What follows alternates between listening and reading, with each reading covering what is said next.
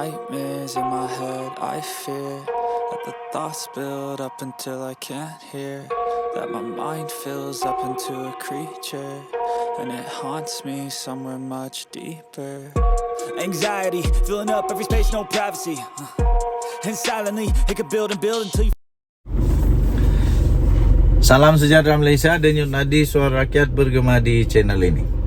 Ada satu berita baru ini daripada Malaysia Deadline 28 November 2023. Kalau macam ni jawapan MB Kelantan, aku pun boleh jadi MB. Aduh, kalau sudah jadi MB, buatlah gaya macam jadi MB. Jawapan, kenalah PL-nya seperti PLMB. Kalau mau sudah jadi menteri besar, bila kena tanya, jawablah macam yang kena tanya. Janganlah jawab sambil lewa, macam dah ambil serius saja.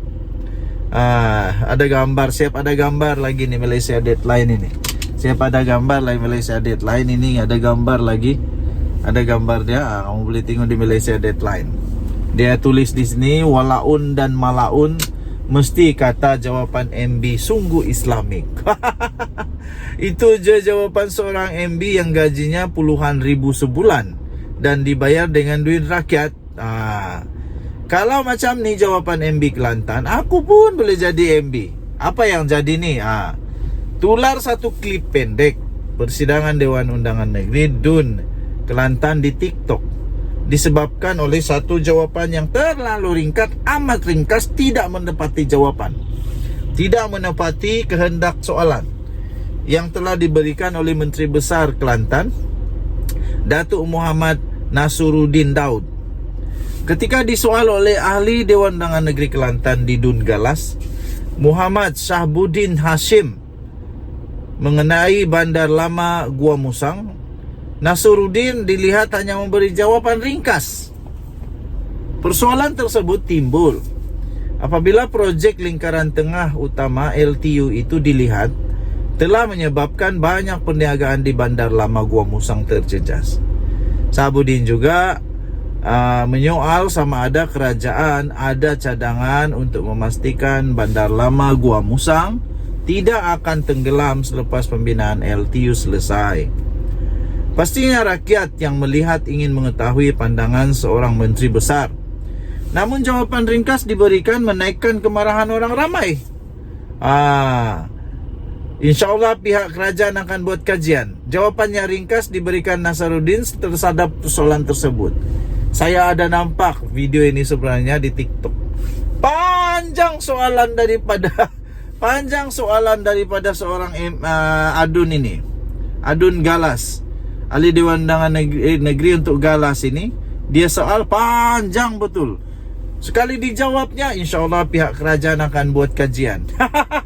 Maknanya maknanya MB Kelantan ini, dia tidak pernah perasan kah benda ni sampai sebelum pelaksanaan belum dikaji perkara ini.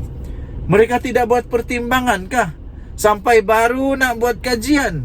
Aduh, sepatutnya sebelum buat sudah ada kajian, sudah ada dia punya implikasi yang sudah dikaji, apa akan terjadi, apa implikasi sekiranya ini dilaksanakan.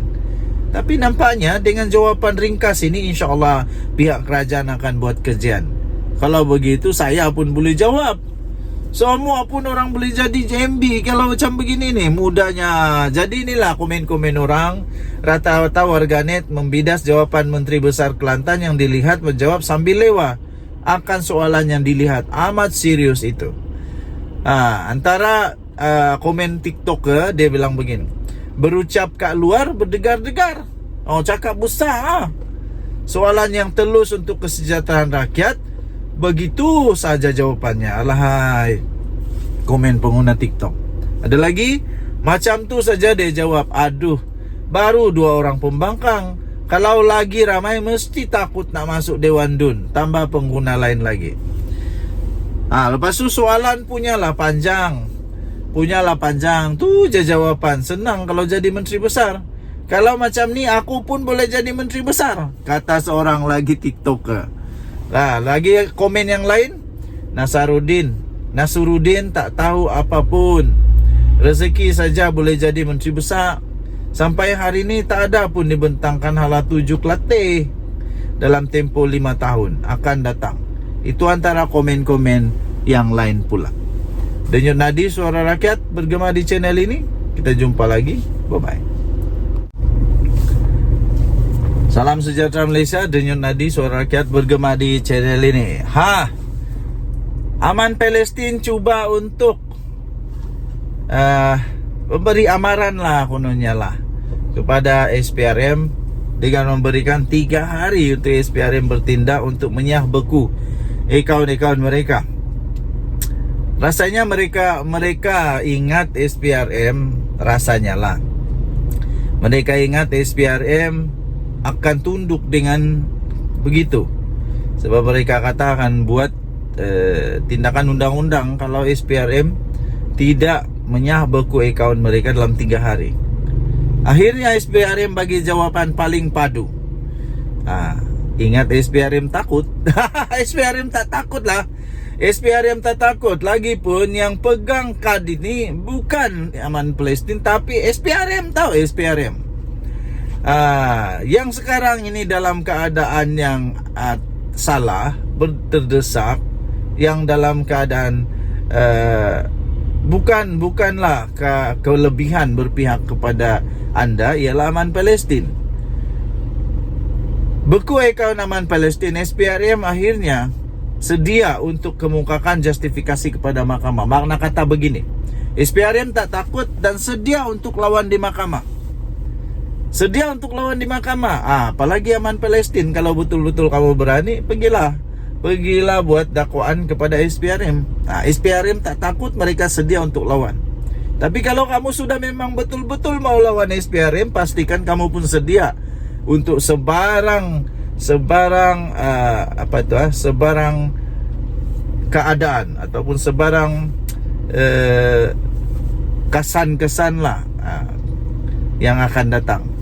SPRM tidak akan main-main. SPRM akan korek sampai ke lubang cacing. Jadi kalau memang kamu ada rasa 1-2 salah, lebih baik bekerjasamalah dengan SPRM. SPRM bersedia untuk mengemukakan justifikasi kepada mahkamah berikutan isu pembekuan aset pertubuhan bukan kerajaan NGO Aman Palestin. Bos SPRM sendiri, Tan Sri Azam Baki, tampil dan berkata tindakan di dalam pembekuan aset itu merupakan prosedur biasa yang dilakukan oleh SPRM. Yang Aman Palestin terus moroyan habis. Kenapa? Memang itu prosedur biasa. Memang prosedur biasa, bukan kamu saja yang kena begitu.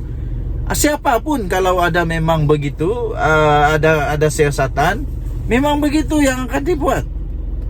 Malah Bersatu pun kena tahu. Bekas Perdana Menteri punya parti sendiri kena.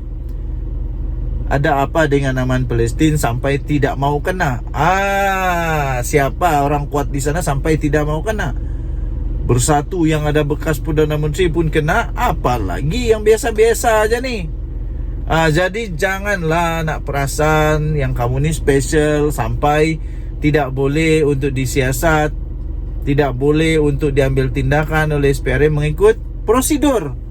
Ini prosedur biasalah, bukan ada sebarang niat jahat ke tidak. SPRM menjalankan siasatan secara profesional dan adil tanpa sebarang niat jahat atau ada apa-apa prasangka buruk pada mana-mana pihak. Betul tuh. Terpulanglah kepada mana-mana pihak untuk mengambil tindakan undang-undang sekiranya mereka berasa ada keperluan untuk berbuat demikian. Jadi SPRM sedia untuk mendedahkan kepada mahkamah justifikasi mengapa pembekuan aset itu dibuat. Katanya dalam satu kenyataan pada Selasa. Jadi apalagi? Ini lampu hijau nih. Kalau berani pergi saman ataupun pergi saman SPRM, pergi dakwa SPRM kalau beranilah. Tapi pastikan kamu betul-betul boleh menang. Kalau tidak, nanti kamu sendiri yang susah. Jelas bos SPRM ini tindakan membeku aset ini juga selaras dengan undang-undang yang sedia ada terhadap mana-mana siasatan jika dia perlu. Ini Section 44 kurungan 1, saya beritahu. Tindakan pembekuan aset bagi membantu siasatan adalah berdasarkan Section 44 kurungan 1 ini, yaitu AMLA TF PUAA 2001 yang memberi kuasa kepada suatu agensi penguat kuasa untuk mengeluarkan perintah membekukan harta mana-mana orang. Ia adalah tindakan yang biasa dijalankan dalam mana-mana siasatan sekiranya ada keperluan, katanya. Mengulas lanjut, Azam menegaskan SPRM telah dipertanggungjawabkan dan memikul amanah untuk melakukan siasatan secara adil dan tegas berhubung apa jua isu penyelewengan dan penyalahgunaan kuasa, terutamanya kes berkepentingan awam yang melibatkan ketirisan dana.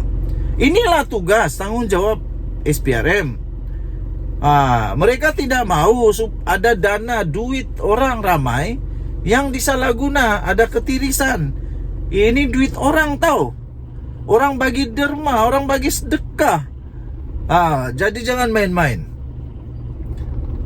Kononnya Aman Palestin pada Isnin yang lalu memberi tempo 3 hari kepada SPRM untuk menyah beku.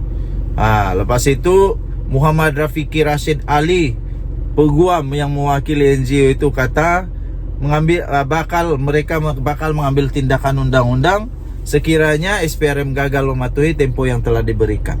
SPRM tidak takut, SPRM langsung tidak bergagar, SPRM sedia lawan di mahkamah. Apalagi SPRM tidak akan takut. Jangan risau. Kepada semua penderma, kepada semua orang sudah bagi sedekah kepada SPRM, kamu jangan risau, kamu jangan takut, kerana SPRM akan pastikan sekiranya mereka ada buat penyelewengan, sekiranya mereka ada buat apapun ketirisan, sekiranya mereka ada buat salah guna wang dana itu, sekiranya memang ada unsur-unsur yang tidak baik yang dilakukan oleh NGO ini, SPRM bakal akan